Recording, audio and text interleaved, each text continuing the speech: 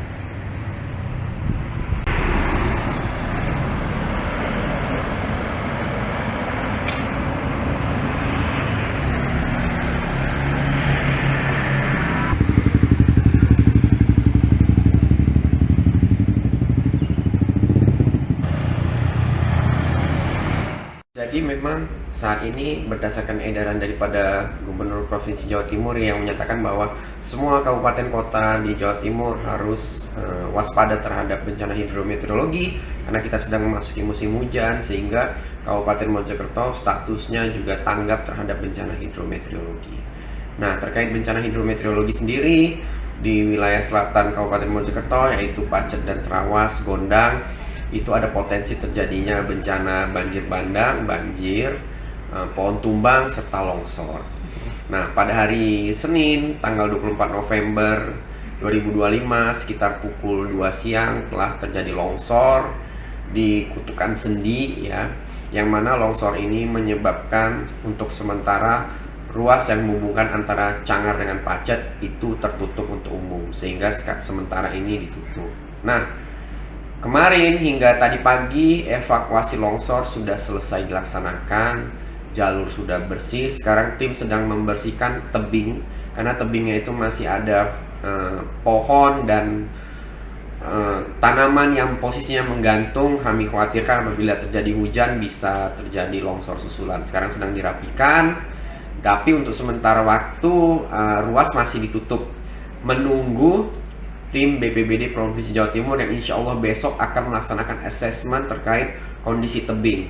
Jadi apabila tebing dinyatakan stabil dan aman, baru nanti para stakeholder akan berkumpul untuk menentukan apakah ruas akan kembali dibuka untuk umum. Kronologinya memang hampir setiap hari wilayah selatan, terutama Pacet itu hujan dengan intensitas cukup tinggi, sehingga terjadi beberapa kali kejadian banjir, dan yang kemarin itu menyebabkan longsor dikarenakan kondisi tanah juga di sana itu mulai labil, ya, beberapa hari terus-terusan terkena air sehingga kemarin terjadi longsor. Alhamdulillah tidak ada korban jiwa dan tidak ada korban harta juga. Pada saat itu kondisi lalu lintas sedang tidak ada pengendara yang melintas, sehingga hanya dampaknya hanya menutup ruas jalan Cangar Pacet.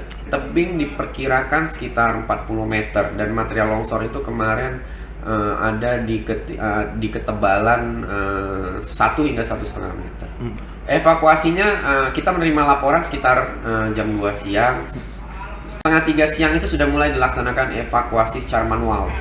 Itu berbagai lembaga, relawan, stakeholder semua hadir di situ, evakuasi manual. Kemudian setengah 5 sore itu kita tutup karena sempat gerimis. Itu kita berhenti dulu, kemudian sekitar pukul setengah 7 malam dilanjut evakuasi dengan alat berat hingga pukul 11 malam. Dan tadi pagi itu tinggal pembersihan aja, dan sekarang sebenarnya ruas itu sudah bersih sama sekali.